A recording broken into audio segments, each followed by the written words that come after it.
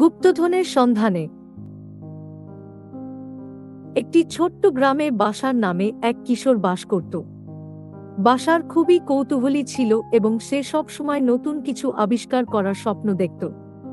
একদিন সে গ্রামের পুরানো লাইব্রেরিতে একটা প্রাচীন মানচিত্র খুঁজে পায়। মানচিত্রটি ছিল একটি গুপ্তধনের, যা গ্রামের কাছের এক জঙ্গলে লুকানো ছিল। বাশার তার সেরা বন্ধু রাকিবকে নিয়ে মানচিত্রটি দেখালো এবং বললে, রাকিব, তুমি কি জানো, আমরা যদি এই মানচিত্র অনুসরণ করি তাহলে আমরা গুপ্তধন খুঁজে পেতে পারি। রাকিব উত্তেজিত হয়ে বলল, তাহলে দেরি না করে চল, আমরা আজই অভিযান শুরু করি। দুজন বন্ধু একটি ব্যাগে কিছু খাবার ও পানীয় নিয়ে রওনা দিল। তারা জঙ্গলের গভীরে প্রবেশ করল এবং মানচিত্র অনুসরণ করে চলতে লাগল। কিছুক্ষণ পরে তারা একটি পুরানো মন্দিরের ধ্বংসাবশেষ দেখতে পেল। মানচিত্র অনুযায়ী গুপ্তধনটি সেই মন্দিরের মধ্যেই লুকানো ছিল। মন্দিরের দরজা ছিল খুবই পুরানো এবং মজবুত। বাশার ও রাকিব মিলে দরজাটি খোলার চেষ্টা করল, কিন্তু দরজাটি নড়ছিল না। তখন বাশার একটি পাথর তুলে দরজার ওপর আঘাত করতে শুরু করল। কিছুক্ষণ পরে দরজাটি ভেঙে পড়ল।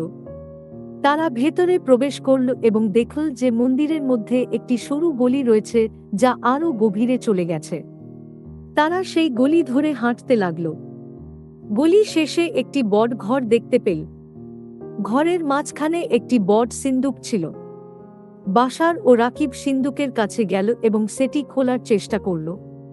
সিন্দুকটি খুবই ভারী ছিল, কিন্তু অনেক চেষ্টা করে তারা সেটি খুলতে সক্ষম হল।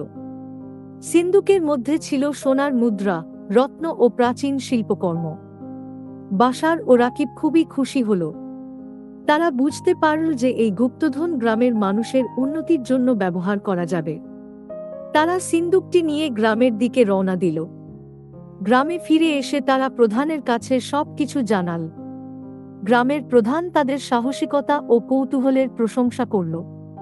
তিনি ঘোষণা করলেন যে এই গুপ্তধন গ্রামের উন্নয়নে ব্যবহার করা হবে। গ্রামের সবাই খুব খুশি হল এবং বাশার ও রাকিবকে ধন্যবাদ জানাল।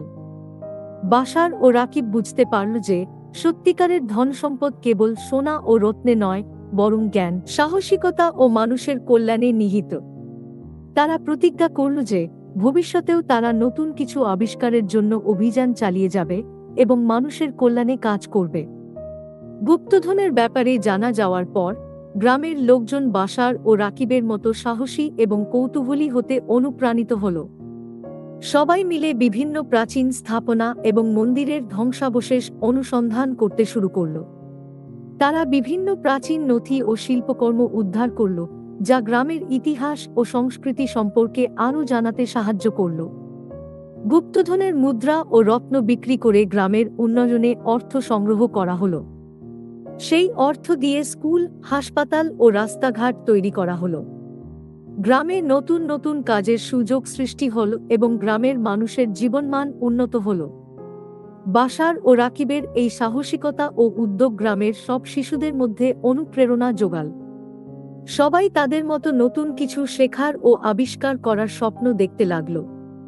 গ্রামের স্কুলের শিক্ষার্থীরা বিজ্ঞান, ইতিহাস ও প্রাচীন সংস্কৃতি সম্পর্কে জানতে উৎসাহী হল। গুপ্তধনের সন্ধানে গ্রামবাসীরা কেবল ধন সম্পদই খুঁজে পেল না, তারা খুঁজে পেল একটি নতুন আশা ও স্বপ্ন।